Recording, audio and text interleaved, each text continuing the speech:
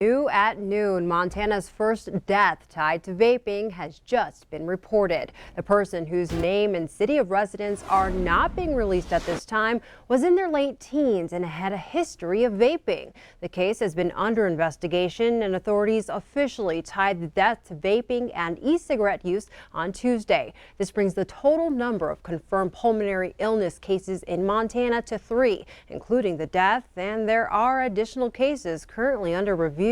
This is all part of a bigger national investigation. As of last week, Thursday, 1,299 lung injury cases associated with e-cigarettes or vaping have been reported. The Centers for Disease Control and Prevention also reported 26 deaths in 21 states. While there are still a lot of unknowns about these vaping-associated illnesses and deaths, State Medical Officer Dr. Greg Holzman reiterates the Department of Public Health and Human Services highly recommends people refrain from any vaping products. This news comes as Montana's ban on vape and e-cigarette sales goes into effect in less than a week. MTN's Cody Boyer has the latest on an effort to stop the ban. I don't know anybody who can survive without an income for 4 months. 1 week from today, the state will temporarily ban all e-cigarette and vape sales, not if the owners of Freedom Vapes can help it. When is the injunction expected to happen? It'll happen within probably the next 24 hours. The marshals say the injunction will be put before the state district court judge, who could decide to halt the ban again temporarily. There are shops across Montana already saying that they are going to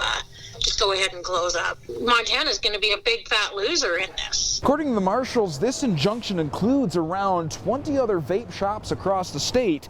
If it fails, their fear, folks will step back to unhealthy practices. Throwing them under the bus, you're going to force them back to combustible cigarettes again. The Montana Smoke-Free Association is enlisting the help of 3 attorneys, including federal attorney Greg Troutman. I caught up with him from his office in Louisville, Kentucky. The Department of Health promulgated this emergency rule under a statute that is very clear in its language that is to be used very sparingly. This is not an emergency situation. At any rate, the marshals hope the injunction buys time. If they get away with this once, who's next? In Bozeman, Cody Boyer, MTN News.